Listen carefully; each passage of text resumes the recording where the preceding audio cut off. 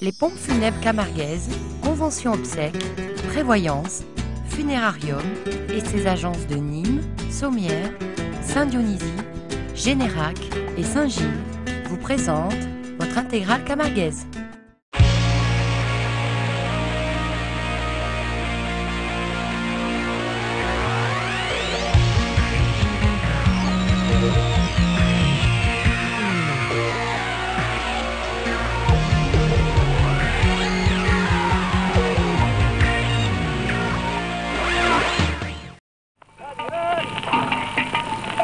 Je suis le taureau qui, depuis l'Asie jusqu'aux forêts de Ligurie, a régné par la joie, par l'art et par le sang sur les peuples méditerranéens. Mon image orna les temples d'Assyrie, j'ai donné ma force aux Romains. Je suis Hapi, je suis le Minotaure, je suis le souffle que nul ne peut enclore, moi qui aime être enfermé dans le cercle de vos chevaux. Le souffle que le Créateur a répandu pour que la forme vive, connu les centaures, et j'ai été le dieu Mitra. Amis aficionados, bonjour et bienvenue dans cette nouvelle émission de Noir et Blanc. Il arrive qu'un homme un jour invente un pays, c'est ce qui s'est passé ici il y a un siècle de cela avec le marquis de Baroncelli-Javon. Proche de Mistral et des faits libres, il modela la Camargue telle que nous la connaissons aujourd'hui. Les jeux de gardiens, le costume, la croix de Camargue, le parc de Camargue, etc. Tout ça doit son origine à un homme, Folco, le marquis de Baroncelli. De cet homme, issu d'une grande lignée d'une famille italienne, nous allons retrouver aujourd'hui Piero Banel, son petit-fils, manadier comme lui, qui va nous accompagner tout au long de cette journée pour nous présenter sa manade et bien sûr nous conter l'histoire de sa famille. Piero, bonjour, merci d'être là à notre compagnie et de partager ce moment avec nous et nos amis téléspectateurs. On va voir un petit peu quelle est votre vie de manadier et puis surtout on va parler de votre très riche passé. Comme on l'a fait sur d'autres manades, on va parler de la famille Baroncelli et de la famille Aubanel. Merci beaucoup, je suis très content de pouvoir présenter un petit peu l'histoire, une partie de l'histoire de notre famille. La famille, c'est vrai que depuis mon grand-père Baroncelli, et qui est manadier, je crois, depuis 1894, et on continue avec moi, ma maman a continué, avec mon père, et moi je suis né, je crois que je suis le seul je suis né au milieu des taureaux, au milieu des chevaux, et j'ai voulu faire de cette vie mon métier, et je crois que j'ai bien choisi.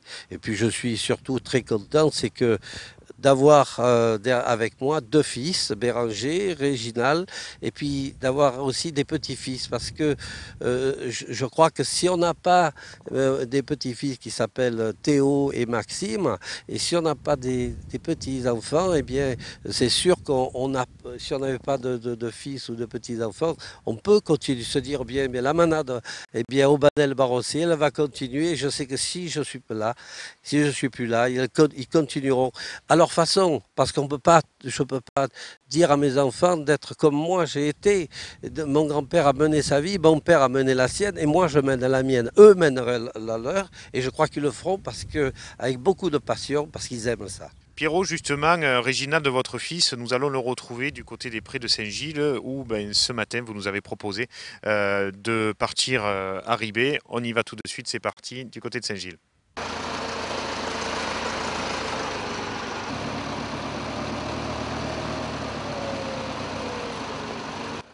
Pierrot, ce matin, on se retrouve dans vos terres de Saint-Gilles, là où vous recevez habituellement beaucoup de monde sur des journées Camargue, mais là où vous avez également vos bêtes.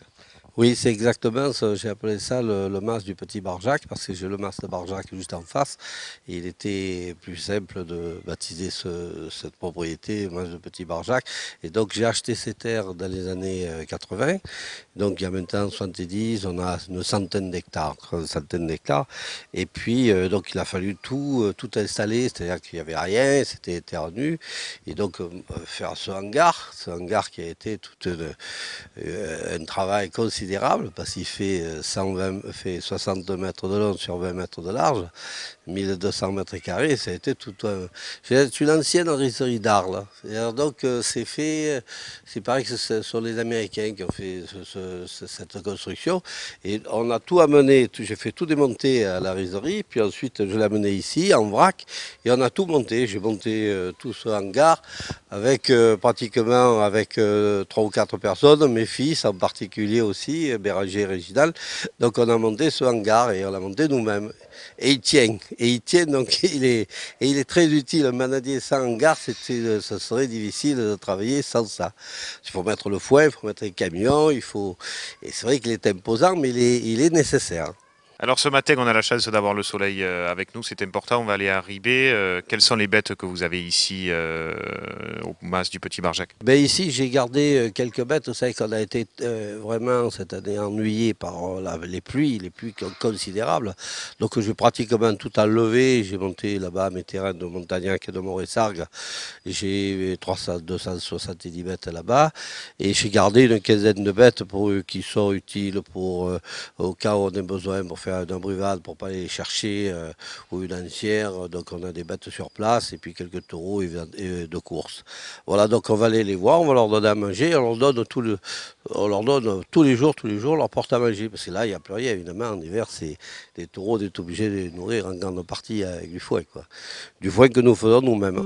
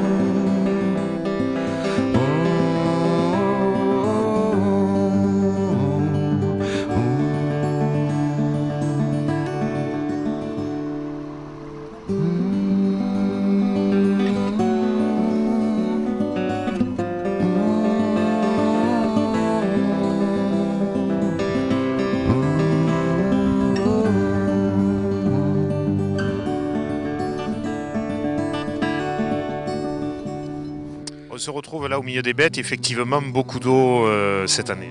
Oui, beaucoup d'eau, il a beaucoup plu. On a un peu de mal à donner à manger au taureau parce que il y a beaucoup de boue, donc voilà, ça a séché depuis qu'il y a le Mistral, donc c'est un peu plus facile. Qu'est-ce qu'on a comme bête ici? Là, il y a des taureaux jeunes, il y a 4 taureaux d'Abrugada, il y a 2 taureaux qui ont fait la bourgine à Erag. C'est tous les matins comme ça qu'il faut venir? Bon, tous les matins ou plutôt l'après-midi, qui fait un peu moins froid. Et là, c'est la tournée de toutes les terres du côté de la Gardonnaye. Oui, du côté de la Calmette, là-bas, cet après-midi, il faut que je monte donner à manger aux vaches. Les taureaux qu'on voit, uniquement des taureaux d'Abrugada, des taureaux de course aussi au milieu ou pas? Non, il y a que des taureaux jeunes, hein, des taureaux de course, ils sont ok là.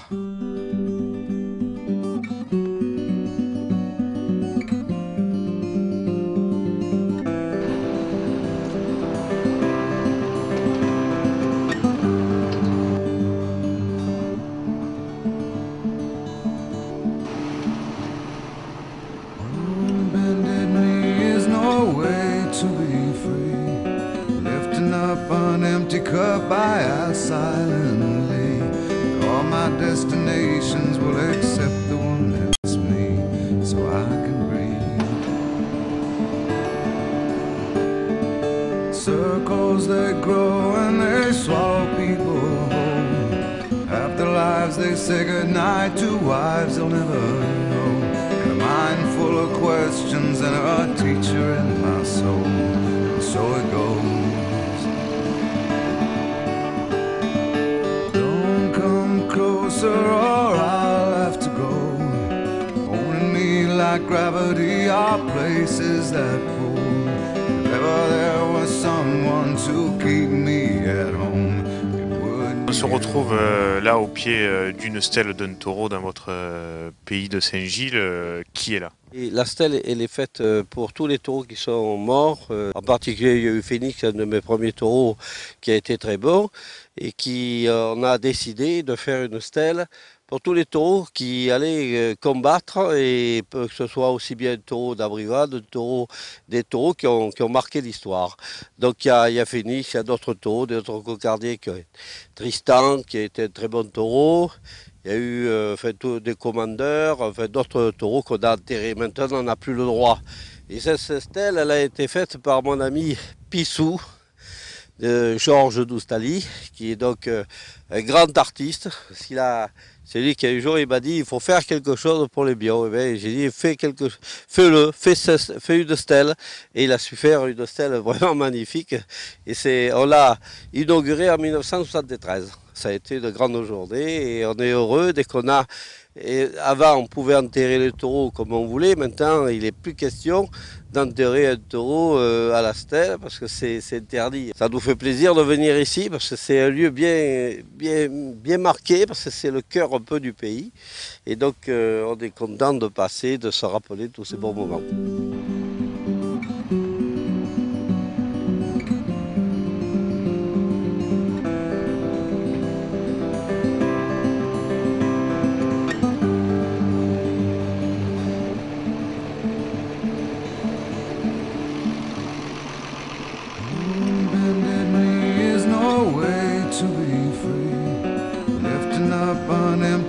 By us silently, all my destinations will accept the one that's me, so I can read. Circles they grow and they swallow people whole. After lives they say goodnight to wives they'll never know. And a mind full of questions and a teacher in my soul, and so it goes.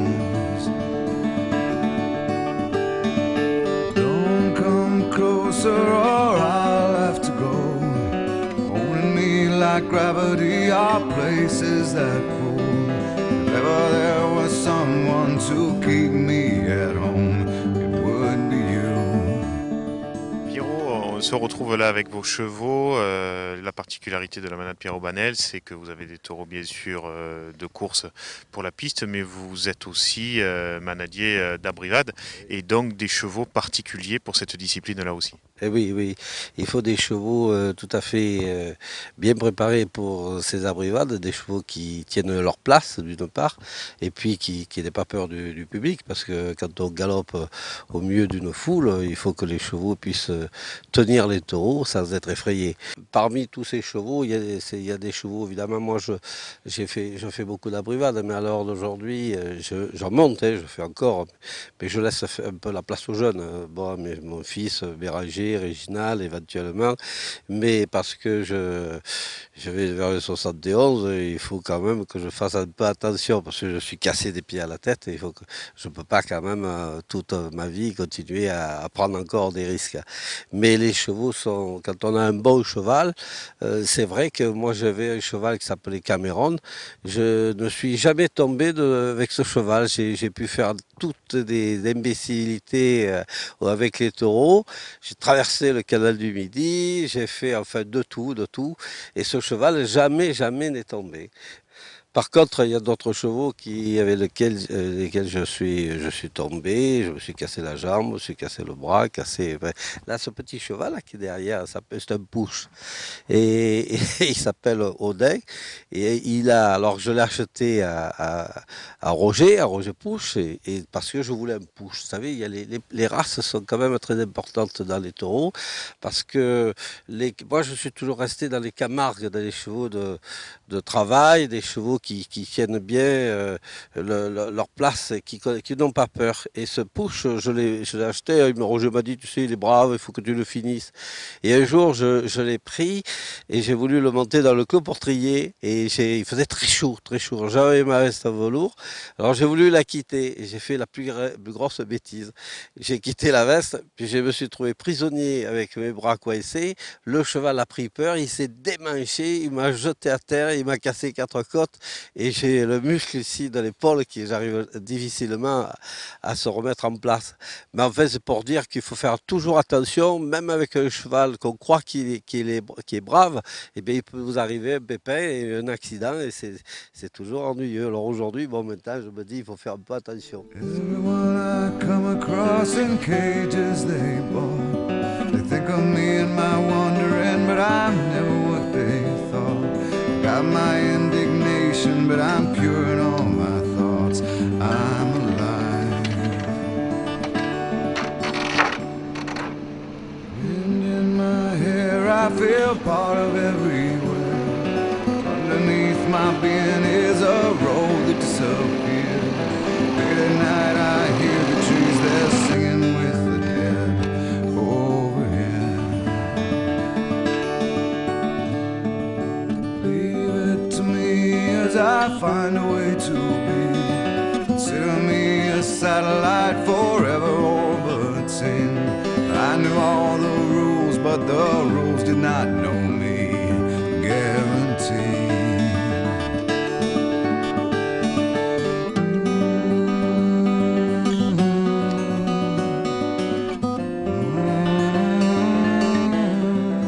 Pierrot, on se retrouve chez vous. Alors, contrairement à la légende, vous habitez à Saint-Gilles, vous n'habitez pas au milieu des taureaux. Ben, j'habite pas au milieu des taureaux parce que sinon je serais tout le temps envahi par du monde. Et puis là, c'est ma maison que j'ai achetée quand je suis venu à Saint-Gilles. Donc une maison qui est indispensable évidemment. Et puis on est quand même un peu libre. C'est ce qu'il faut voir aussi parce que dans les masses, vous avez toujours quelqu'un qui vient et puis on n'est jamais tranquille. Alors au moins là, je suis bien, quoi. Voilà. Et puis j'ai tout des souvenirs, quoi. Puis les tableaux de mes ancêtres là, parce que les ancêtres sont là. C'est ce fameux cardinal de Baroncelli qui trône sur la cheminée. Pierrot, les gens ne le savent peut-être pas, enfin en tout cas ceux qui ne sont pas de la Bouvine ne le savent peut-être pas. Vous êtes aussi artiste photographe et depuis 30 ans, 40 ans, vous avez photographié un petit peu tout ce qu'est une vie de manadier. Oui, c'est vrai.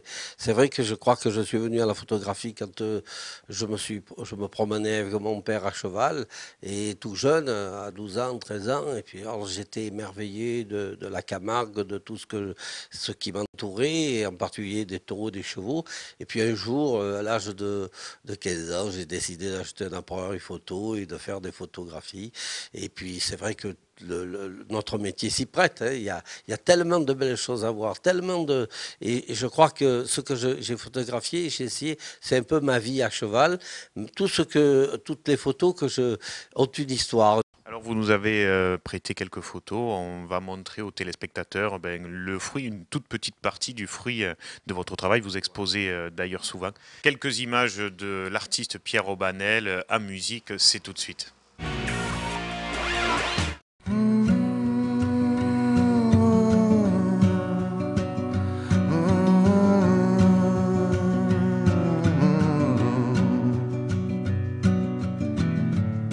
It's a mystery to me. We have agreed with which we have agreed. And you think you have to want more than you need. Until you have it all, you won't be free. Society, you're a crazy breed. Hope you're not lonely without me.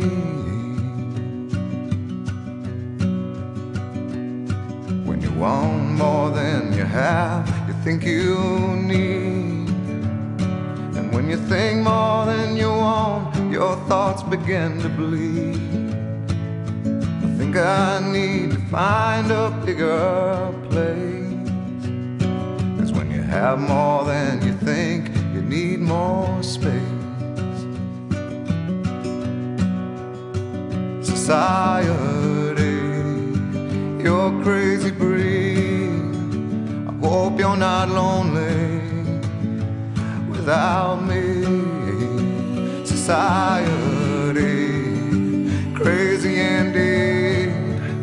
I hope you're not lonely without me.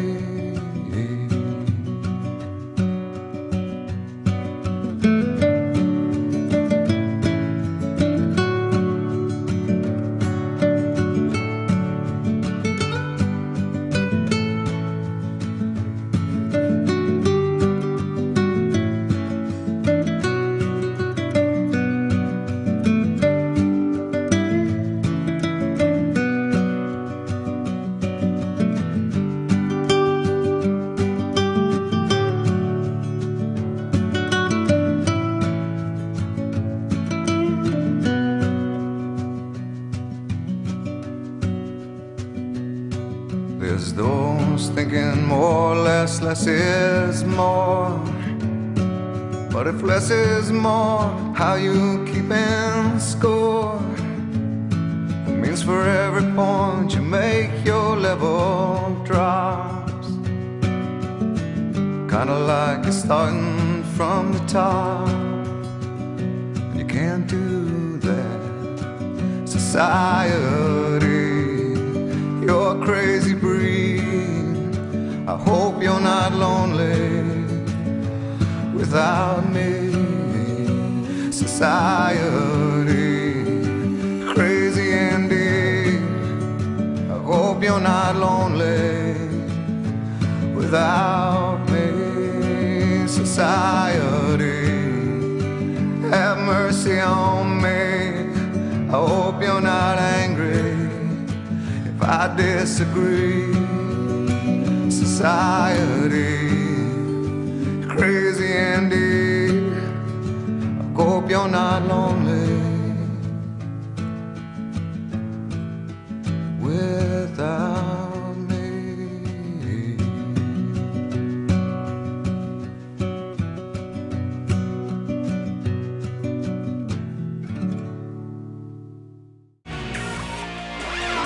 Alors Pierrot, par exemple, une photo que je viens de voir, ce petit veau et ce cheval côte à côte, où étiez-vous? Comment ça s'est passé? On déplaçait le troupeau pour passer les bêtes d'un pays à un autre. Et puis quand toutes les bêtes se sont amassées près du portail, elles sont passées à toute vitesse. Et puis à un moment donné, elles se sont amoulonnées. Et il y a un veau qui est parti, et qui est parti du troupeau. Et il est allé dans l'étang, tout seul. Et je l'ai vu galoper, galoper, galoper. Et puis j'ai dit, bon, ben, il faut vite aller le chercher. Alors je suis parti derrière et j'ai fait presque 1 kilomètre dans l'eau. Et puis à un moment donné, ce veau était fatigué. Il s'est arrêté. Et puis j'ai vu mon cheval, il était à quelques mètres de mon cheval. Je suis descendu. J'avais un appareil tout à fait ordinaire, hein, un vieux Kodak B11 qui a soufflé, qui était en 6.9, enfin, qui était mon premier appareil photo. Et puis je suis descendu, je suis allé à pied avec mes bottes, j'ai fait le tour. J'ai vu le veau, le cheval, j'ai pris la photo. Et puis dès que j'ai voulu repartir, le veau est parti à toute vitesse. Et je l'ai remis dans le troupeau. Et là, il a retrouvé sa mère. Et tout s'est bien arrangé. Et ça s'est bien passé. Ouais, c'est un souvenir qui aujourd'hui, c'est vrai, je ne voyais pas la photo. C'est un jour, mon fils Béranger, il me dit, mais papa, tu as une photo qui est extraordinaire. Pourquoi tu ne la mets pas? Tu ne la tires pas? Et puis j'ai dit, mais tu as raison. Je l'ai tirée et je ne savais pas qu'elle avait autant de succès. Et donc, il y a certaines photos que j'ai préparées. Il y a une photo, celle des chevaux au galop, en particulier, celle-là, j'ai mis 2 mois pour préparer la photo. C'est-à-dire, je l'ai pensée, j'ai essayé de trouver l'angle, et c'est le plus dur. C'est-à-dire de savoir l'angle et ensuite de faire la photo. Et puis, il y a une part, un petit peu de chance, moi je dis. Il y a des fois aussi, il y a tout y est. Quand on réussit, on est bien content. Et puis, ces photos, elles ne vieillissent jamais. Elles sont toujours, on me dit, cette photo est extraordinaire. Et pourquoi? Parce que, bon, ben, aujourd'hui encore, personne n'a pu la réaliser. Aucun photographe est arrivé à la refaire. Même moi, maintenant, s'il fallait que je la refasse, j'y arriverais pas. Ça serait très difficile.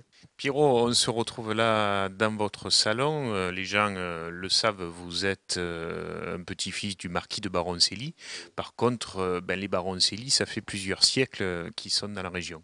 Et oui, les Baroncelli sont venus en France vers entre le XIVe et le XVe siècle. Et donc, le premier, ça a été Pierre Baroncelli, qui était banquier des papes d'Avignon. Et donc, ils sont bien installés il y a toujours la maison des Baroncelli qui maintenant appartient à la mairie d'Avignon.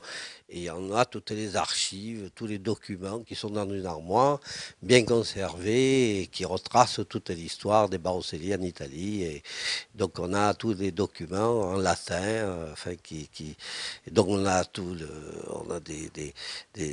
ici dans mon salon, j'ai le plaisir d'avoir le pape Jules II, parce que la nièce du pape Jules II s'est mariée avec Julien Cyprien de Baroncelli, qui était le fils de Pierre. Enfin, je ne vais pas rentrer dans l'histoire parce que sinon on va un peu s'embrouiller.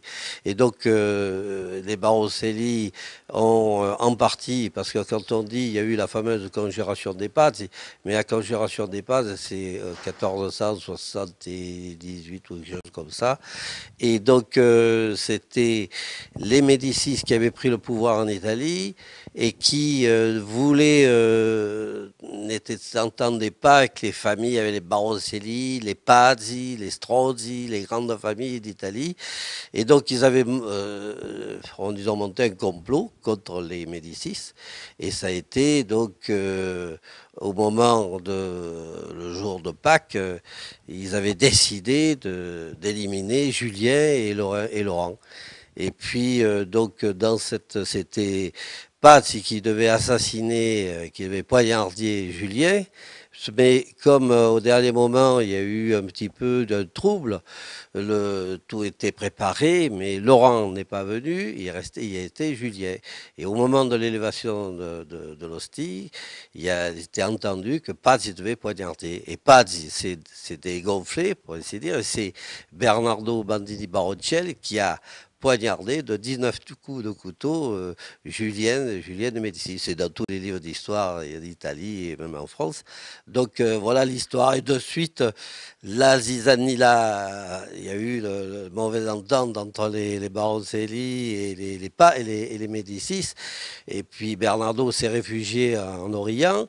Il a été protégé pendant un peu de temps, puis ensuite, il a été, donc, Laurent l'a recherché, il a été pendu en place publique, et Léonard de Vinci a fait son portrait, le pendu de Baroncelli, et que nous avons donc dans les archives à Avignon, dans la maison des Baroncelli.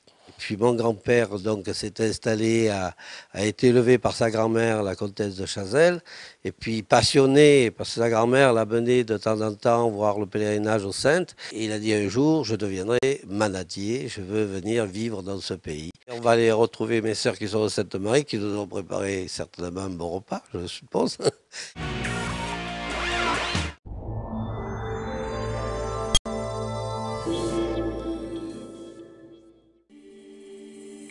Les Indiennes de Nîmes Mistral, la marque authentique de la Camargue. Vêtements déco tradition, venez découvrir les nouvelles collections en magasin ou sur le site internet www.indiennedenîmes.fr. Chemise, blouson, veste, jupe, pantalon, à chacun son style. Les Indiennes de Nîmes Mistral, ce sont 7 boutiques et une marque au cœur de la Camargue. Kinépolis et de Metropolitan Opera présente l'opéra au cinéma. Découvrez 10 opéras exceptionnels, retransmis en direct depuis New York. Regardez, écoutez et vibrez au son des plus belles voix contemporaines d'opéra. L'opéra au cinéma, des représentations uniques à vivre en direct sur écran géant en haute définition pour des sensations inoubliables. Infos et réservations sur kinepolis.com/opéra.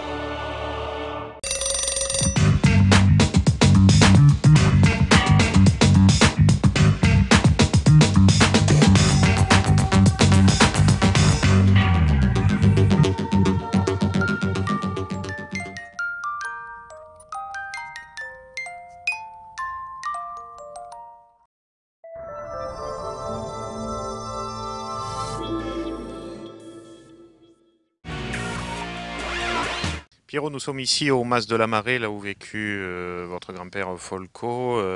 C'est l'un des premiers endroits où il est arrivé au Sainte-Marie. Oui, oui, quand il s'est installé, tout à fait, il a acheté ses bêtes. Il a évidemment, on fait comme tout le monde a dit, il a loué les terrains. Il a loué les terrains du Mas de la Marée, et qui s'appelait, comme je l'ai dit tout à l'heure, le Mas du Marais. Et c'est lui qui a donné, il a dit non, ça ne lui plaît pas. Alors il a baptisé la Marée, la Marée. Et donc c'est maintenant le Mas de la Marée. Donc il a vécu dans ce Mas jusqu'à peu près 1925. Et après, en 25, il y a le monsieur Séguier, qui était le propriétaire, l'a reloué à quelqu'un d'autre. Ça a été un petit peu, pour mon grand-père, quelque chose de... ça lui a fait beaucoup de mal. Mais tous les gens des Saintes, il a reconstruit le même mas au mas du Simbin, où on ira tout à l'heure. C'était le mas à l'identique. Et c'est là qu'il a fini ses jours. Il a fini ses jours, disons, pas fini ses jours parce il est mort à Avignon, et il a vécu une grande partie de sa vie jusqu'en 42, puis après en 43, et il a eu ce grave accident.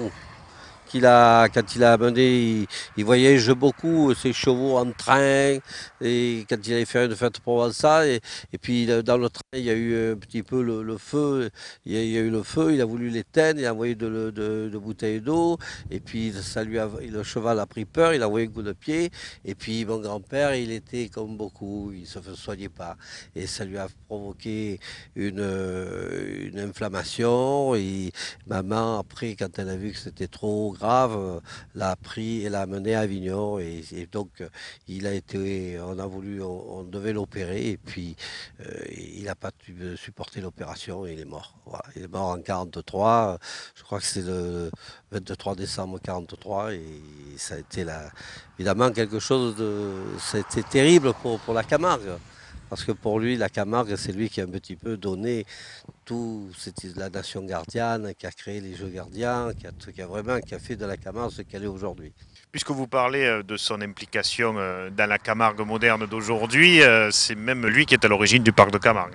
Oui, il est de l'origine du parc de Camargue, parce qu'il s'est rendu compte qu'au fur et à mesure, beaucoup de gens arrivaient, d'étrangers, et s'il n'avait pas un peu forcé à protéger la Camargue, je crois qu'elle ne serait pas ce qu'elle est aujourd'hui. Et heureusement qu'il y a le parc, heureusement qu'il y a tout est protégé, tout est sauvegardé, et c'est heureux que lui soit un petit peu à l'origine de tout ça. Pierrot, devant le tombeau de votre grand-père ici, c'est toute une vie consacrée et vouée à la Camargue et à la passion des taureaux. Vous en gardez quel souvenir, puisque vous êtes né quelques années malheureusement avant qu'il décède? Je suis né en 1938, donc mon grand-père, évidemment, j'avais 6 ans quand il est mort, en 1943. Et c'est vrai que vous savez, j'ai une image, mais assez lointaine de mon grand-père, parce que quand on est petit, on se souvient, mais pas tellement, quoi. Donc je le vois sur son lit à Avignon, parce que quand il a été blessé et qu'on l'a amené, maman l'a fait à Avignon, je me souviens j'allais le voir, et je sais que il m'appelait Petit Paye, Petit Poisson. Pourquoi? Parce que je suis né au mois d'avril, c'est peut-être pour ça. Et c'est vrai que bon, ça a été, j'avais pas l'impression de me rendre compte encore que c'était un grand personnage, mais par la suite, je crois que chaque fois qu'on me parlait de lui, c'était toujours avec beaucoup d'éloquence, que c'était un personnage important. Et au fur et à mesure que l'on grandit, qu'on se rend compte de tout ce qu'il a fait, il est certain que c'est un personnage qu'on ne peut pas oublier. Alors, la Camargue que les gens connaissent aujourd'hui, qui pour certains peut paraître ancienne, a finalement été totalement créée, redessinée, modelée par votre grand-père, par le marquis, jusqu'à quasiment codifier et créer aussi le spectacle de la course camarguaise. Oui, mon grand-père, quand il a débuté, il a acheté ses premiers taureaux à la Bordeaux-Comont. Et puis ensuite, c'était des taureaux, il y avait des croisés un peu espagnols. Et puis, il a acheté des taureaux au Papé à Papineau, donc ses origines, c'est Papineau. puis ensuite, tout de suite, il a sélectionné, il a éliminé tout ce qui ne correspondait pas à la race pure Camargue et il en est venu à sélectionner, à faire une très grosse sélection et avoir des grands cocardiers. Parce que des cocardiers, comme aujourd'hui, on sait que toutes les manades, il y a eu des très grands taureaux. Lui, il a eu le Provence, qui a été de ses plus grands taureaux, d'autres qui ont suivi. Et puis nous, il faut dire une chose que mon père, quand il a repris la manade, enfin, il avait des taureaux de Baroncelli, et puis il a sorti ce fameux taureau Vovo qui a été le taureau révolutionnaire, le taureau des années de 47 à 59, qui a été le taureau extraordinaire. Finalement, un taureau qui est sorti après 40 années de sélection. Oui, c'est vrai que ce taureau, 40 années de sélection, il y a eu de très grands taureaux, mais je pense que Vovo a marqué le renouveau dans la course camarguaise parce que ça a été le taureau spectaculaire, le taureau qui remplissait les arènes à Nîmes, à Arles, partout, dans toutes les villes environnantes. Quand on mettait Vovo à l'affiche, les arènes étaient pleines. Je crois que c'est le seul cocardier. Avant de sortir, les arènes étaient déjà toutes louées, toutes les places, il n'y avait plus de place, les gens se battaient pour voir Vovo, et c'est vrai que c'est exceptionnel. Puis c'était une autre époque aussi, il faut penser que l'époque d'avant, de Vovo et l'époque de maintenant est totalement différente. Alors cette époque-là, Pierre, d'ailleurs mon père me disait hier soir, sachant que j'allais vous retrouver, que c'était son premier souvenir d'aficionade, il devait avoir 4-5 ans, son père l'avait amené voir Vovo dans les arènes de Nîmes. Il était peut-être dans les gradins ce jour-là, on a réussi à retrouver quelques images d'archives. On va vous laisser regarder ce qu'était Vovo, cet étalon dans les années 50.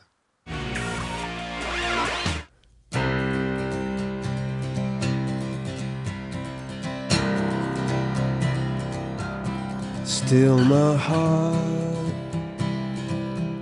and hold my tongue. I feel my time has come. Let me in,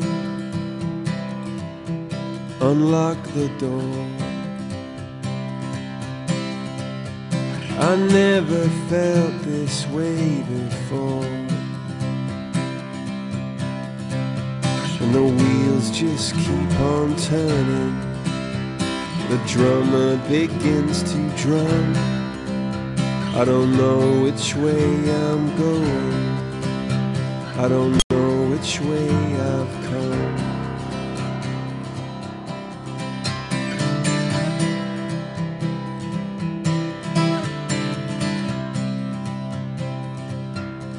Hold my head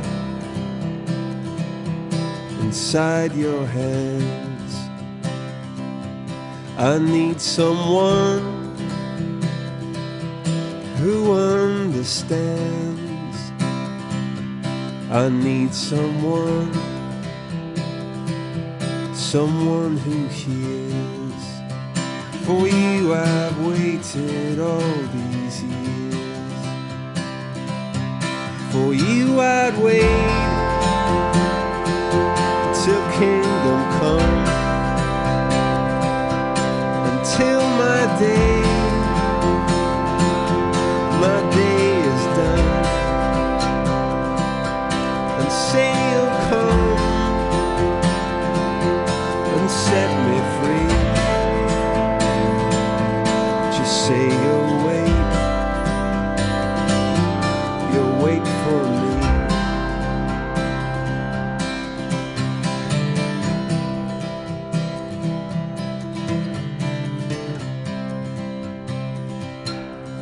In your tears and in your blood, in your fire and in your flood, I hear you laugh, I heard you sing. I wouldn't change a single thing. The wheels just keep on turning. The drummers begin to drum. I don't know which way I'm going. I don't know what I'll become. For you I'd wait till kingdom come, until my days are done. Say you'll come and set me free. Just say you'll wait for me. Just say you'll wait for me. Just say you'll wait for me.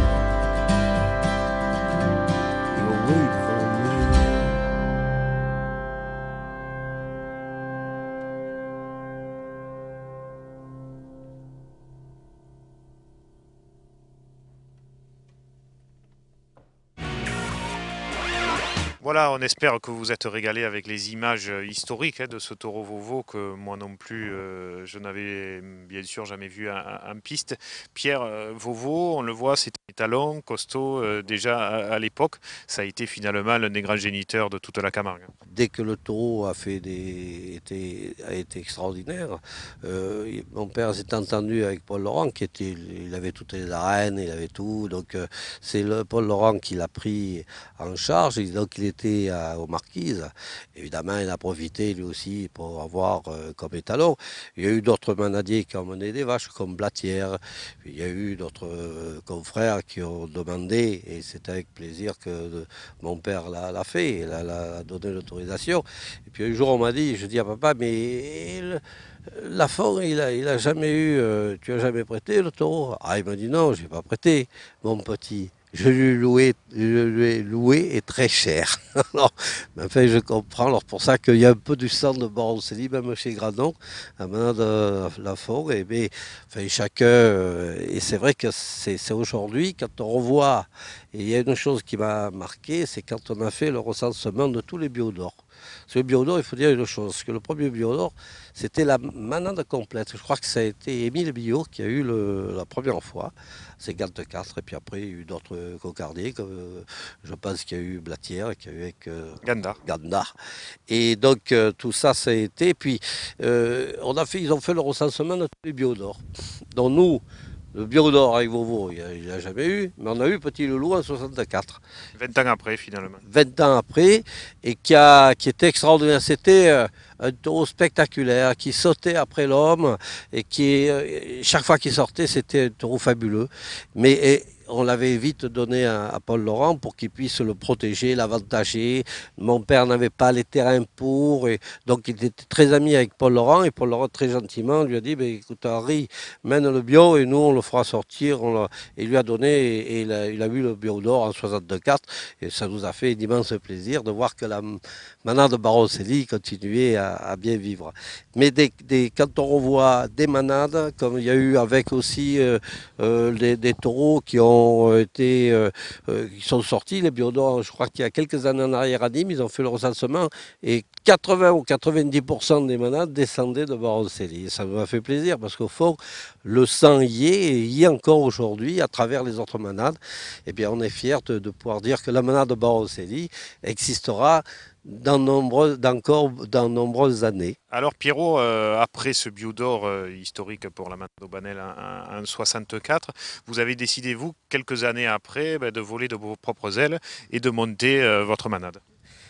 Oui, parce que le problème qu'il y avait, c'est que mon père, on discutait à la maison, au mas du Cimbert, là, et il me disait, mon petit, il n'y a pas d'argent à gagner dans les taureaux, ton grand-père s'est ruiné, moi, je ne gagne pas ma vie, et ne fais pas ce métier, c'est un métier de fou. Et puis, vous savez, il y a deux choses, c'est quand on est dans ce paysage, cette vie, cette Camargue, eh bien, elle nous fait rêver. Alors moi, j'ai rêvé aussi, je montais à cheval, j'étais passionné. J'ai dit non, il faut que je me débrouille par moi-même. Et un jour, je suis parti, j'ai dit à mon père, je monte ma propre manade, je m'en vais. Et il m'a dit, tu n'es plus mon fils. Mais J'avais qu'une envie, c'est de continuer. Je savais qu'il fallait que je parte et que je fasse mes preuves. Et preuves, aujourd'hui, je suis devenu manadier. Je suis bien heureux parce qu'au fond, mon père a été fier de voir que par la suite, s'est dit au fond, mon fils a eu raison parce qu'il faut que cette manade continue et à travers lui, à travers ses fils et à travers ses petits-fils. Eh bien, ça me fait plaisir que la manade aujourd'hui, elle soit ce qu'elle est. Pierrot, la stèle où nous nous trouvons, c'est pas le premier endroit où votre grand-père a été enterré. Il a été déplacé quelques années après. Oui, donc de 1943, il a été enterré dans le tombeau de la famille des Baroncelli qui était à Avignon, au cimetière d'Avignon. Et en 1951, mon grand-père, son vœu, c'était d'être enterré de son mas, là où il a vécu, donc ici. Et C'est ici donc que son mas a été reconstitué à l'identique du mas de la Marée. du mas de la Marée, exactement. Donc il a vécu jusqu'à ses derniers jours dans ce mas. Pierrot, on se retrouve là où vous avez vécu une partie de votre vie, votre enfance, à Lucimbeu. Oui, le Cimbeu, et je reconnais qu'à chaque fois que je viens à ce mas, à cette cabane, ça me rappelle de très très bons souvenirs.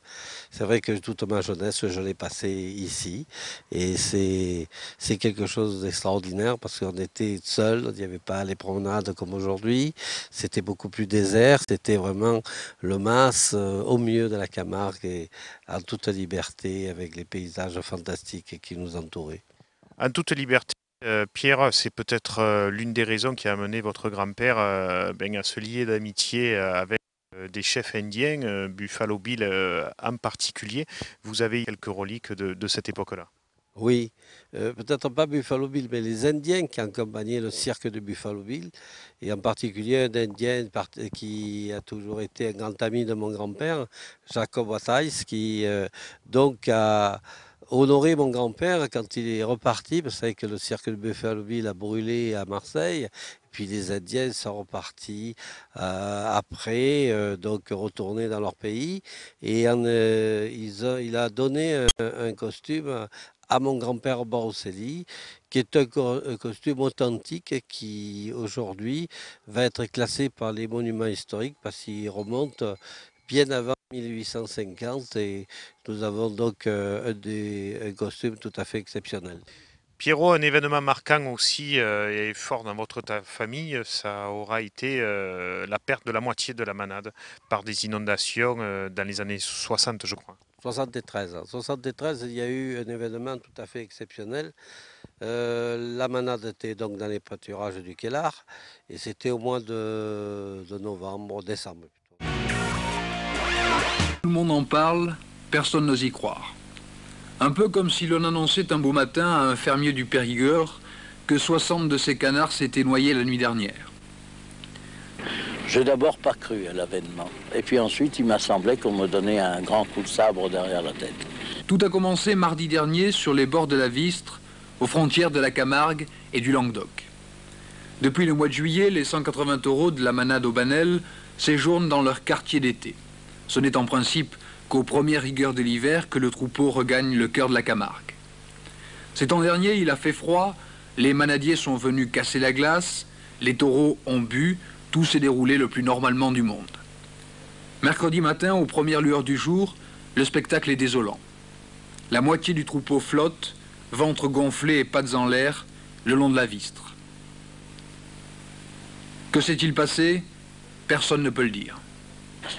On ne pourrait l'expliquer que par un coup de beaucoup plus que de malchance, par de la malveillance, quelqu'un qui aurait lancé des chiens contre, mais ça me paraît impensable. Vous préférez garder cette hypothèse, M. Banel?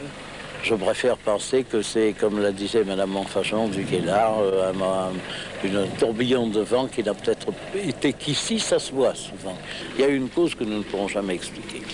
La moitié d'un troupeau décimé, c'est un coup dur pour la manade, c'est aussi une perte irremplaçable pour la race camarguaise. Car parmi les morts, la plupart étaient des célébrités.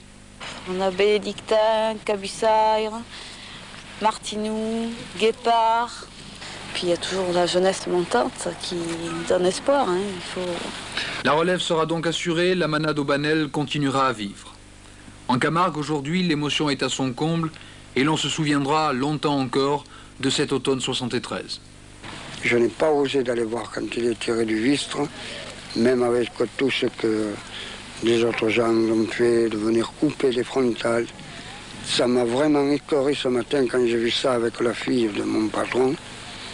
J'en ai eu des frictions, quoi.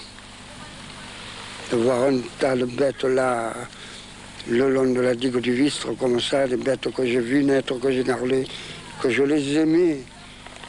Et vraiment, toute la population ici a fait corps autour de nous, de ma fille Caroline, de moi. Et au Sainte-Marie, ce matin, c'était la même chose. Ça a été, tout le monde m'arrêtait dans la rue, tout le monde m'a serré sur son cœur, tout le monde m'a dit « Cette manade, c'est notre manade, c'est la manade Baroncelli ». Et je leur ai dit « La manade Baroncelli continuera à vivre et nous reprendrons la première place que nous avons toujours occupée dans les courses et partout ».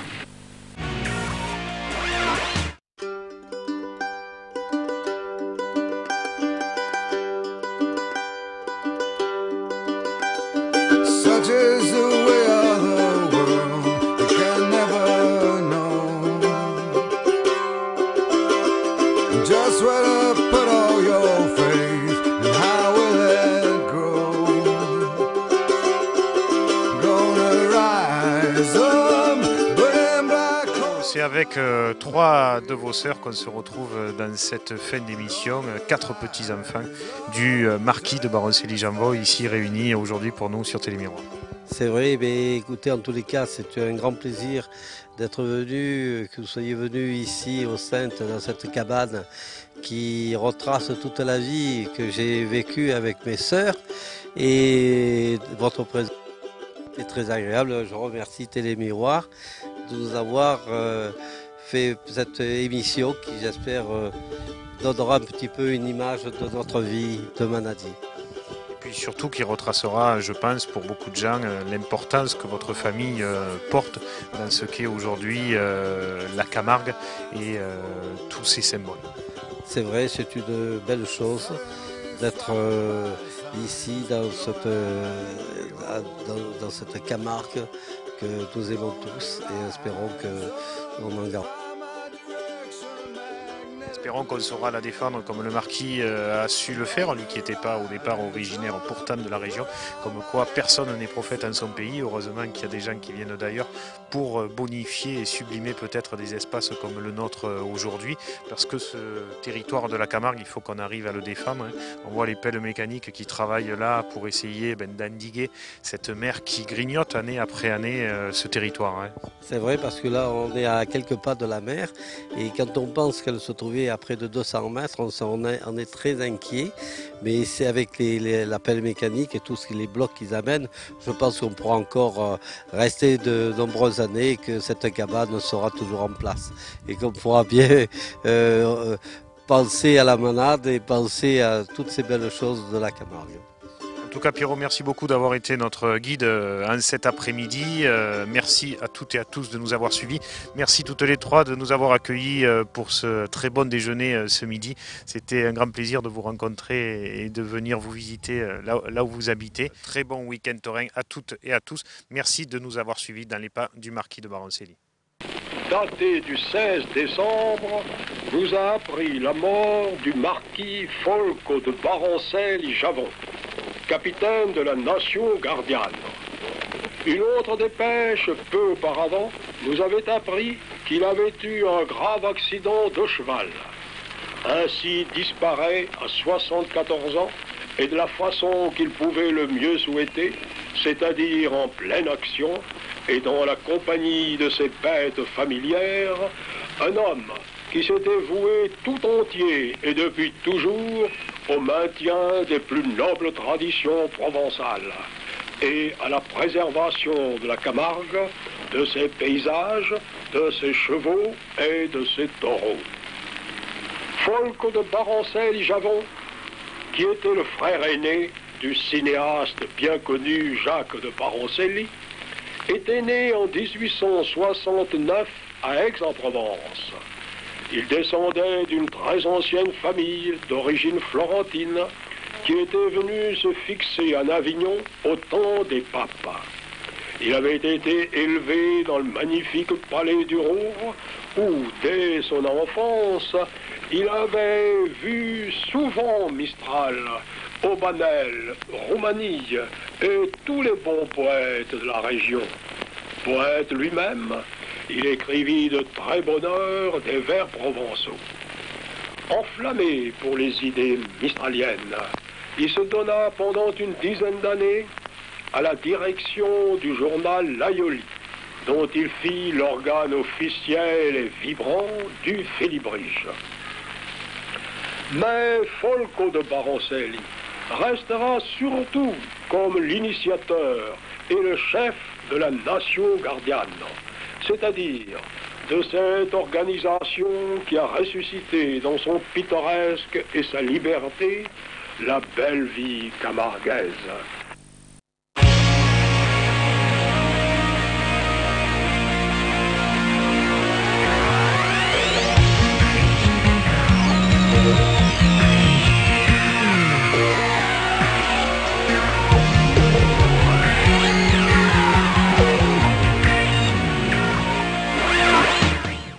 Les pompes funèbres camarguaises, convention obsèques, prévoyance, funérarium et ses agences de Nîmes, Sommières, Saint-Dionysie, Générac et Saint-Gilles vous ont présenté Noir et Blanc.